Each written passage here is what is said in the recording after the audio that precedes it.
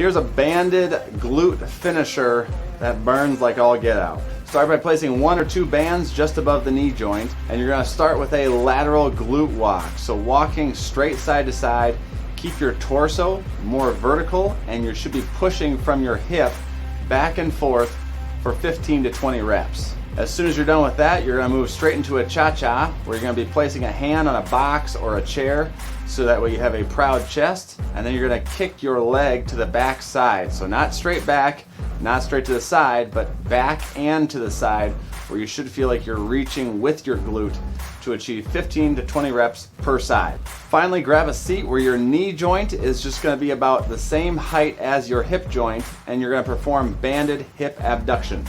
Push your knees hard to the outside, and you're going to perform, again, 15 to 20 reps, keeping tension in the outsides of the hips.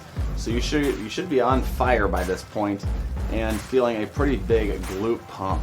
It is okay if your feet tip to the sides just a bit. The whole point is that you're driving hard with the knees and feeling it in the lateral hip. That's your glute finisher, and we'll see you in the next video.